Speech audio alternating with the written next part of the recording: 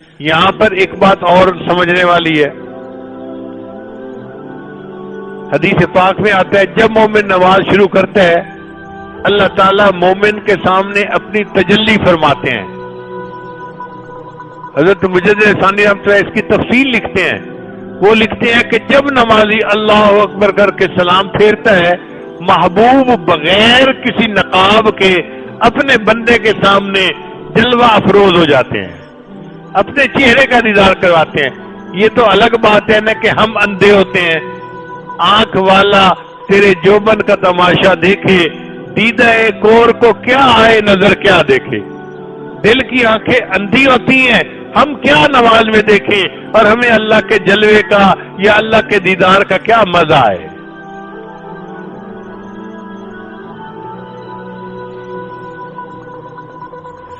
تو پھر وہ فرماتے ہیں کہ یہ جلوہ کب تک نمازی کو نصیب رہتا ہے؟ وہ کہتے ہیں کہ جب نمازی السلام علیکم ورحمۃ اللہ اور السلام علیکم ورحمۃ اللہ کہتا ہے تو کیا اللہ تعالیٰ پھر نقاب صفات کا اپنے چہرے پر کر لیتے ہیں اور بندے کو اپنے دیدار سے جو ہے وہ روک دیتے ہیں؟ فرماتے ہیں نہیں، اللہ رحیم ہے، اللہ کریم ہے۔ ہم نے کش کی نظر سے یہ دیکھا کہ جب تک مومن نماز پڑھنے کے بعد مصلی پر بیٹھا رہتا ہے، تسبیح پڑھتا رہتا ہے اور دعا مانگتا رہتا ہے اور خود مصلی سے نہیں اٹھتا، اللہ تعالیٰ اس کو دیدار سے محروم نہیں فرماتے۔ اس لیے ہمارے اسلاف نماز پڑھنے کے بعد تسبیح میں کافی وقت لگاتے تھے، دعائیں لمبی مانگا کرتے تھے اور بڑی تسلی کے ساتھ پھر مصلی سے اٹھ کے جایا کرتے تھے۔ آج کل کے نوجوان السلام علیکم ورحمۃ اللہ، السلام علیکم ورحمۃ اللہ اٹھ کے بھاگ جاتے ہیں جیسے بندھے ہوئے تھے کہیں، اب چھوٹ گئے اب واپس جا رہے ہیں۔ تو مومن کو چاہیے کہ وہ تسلی کی نماز پڑھے اور دعائیں مانگے اور اللہ تعالیٰ کے سامنے جتنی دیر بیٹھ سکتا ہے وہ تجلی کا وقت ہوتا ہے، وہ اللہ کے سامنے بیٹھنا فضول نہیں ہوتا، اس کا اجر مل رہا ہوتا ہے۔ پھر امام ربانی مجدد ثانی رحمۃ اللہ نے ایک عجیب بات لکھی ہے، وہ فرماتے ہیں کہ جنت میں مومن کو اللہ کا دیدار نصیب ہوگا، ہر جنتی کو جنت میں اللہ کا دیدار نصیب ہوگا، مگر دیدار کی کیفیت مختلف ہوگی۔ وہ فرماتے ہیں کہ جو مومن دنیا میں بغیر وساوس کے اور دنیا کی چیزوں کے خیال کے اللہ کی یاد میں ڈوب کر نماز پڑھتا ہوگا، اس کو اللہ کا دیدار بغیر کسی پردے کے نصیب ہوگا۔ تجلی ذاتی دائمی اس کو وہ کہتے ہیں کہ اللہ تعالیٰ کی ایسی تجلی پڑے گی جو دائمی ہوگی اور اس کے اوپر کوئی پردہ نہیں ہوگا صفات کا، وہ اللہ تعالیٰ کے حسن کا صحیح طرح سے مشاہدہ کرے گا۔ تو جیسی دنیا میں نماز پڑھتا ہوگا آخرت میں اللہ تعالیٰ کے حسن کا ویسا ہی دیدار اس کو حاصل ہوگا۔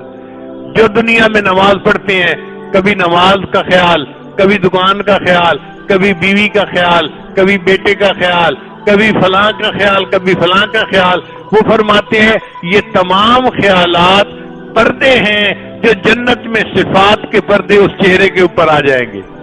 اب بتائیے دلہن کو پردے سے دیکھنا مزہ دیتا ہے یا بغیر پردے کے؟ تو جو چاہتے ہیں کہ بغیر پردے کے اللہ کا دیدار نصیب ہو، ان کو چاہیے کہ دنیا میں ایسی نماز پڑھیں کہ دنیا کا کوئی خیال دل میں نہ ہو۔ اب یہ کام ہے مشکل۔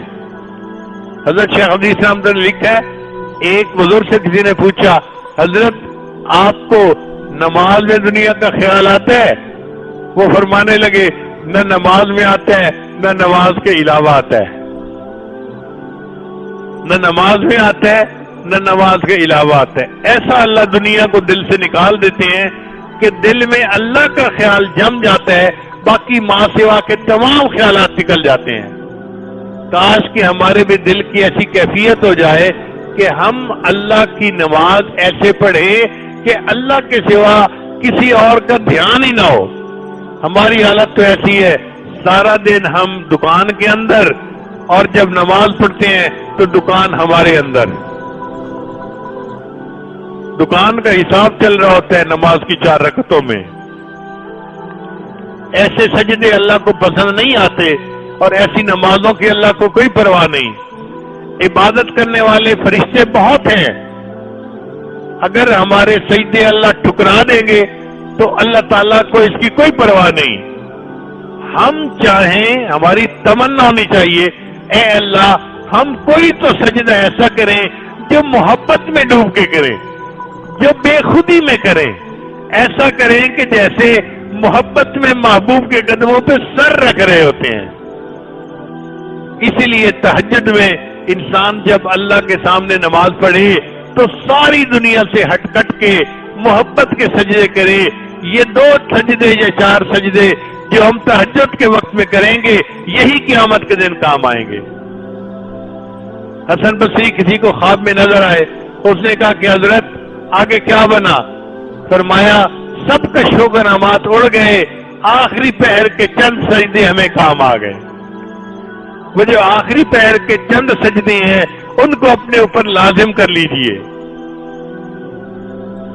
عام لوگ 5 فرض نمازیں پڑھتے ہیں، اور جو اللہ سے محبت کرنے والے ہوں، محبت کے راستے میں کچھ اور بھی نمازیں ہوتی ہیں، ان کے لیے اشراق بھی لازم، چاشت بھی لازم، اوابین بھی لازم، تہجد بھی لازم، بلکہ وہ تو صلاۃ التسبیح کو بھی پڑھتے ہیں، وہ 10 نمازیں پڑھتے ہیں ایک دن میں۔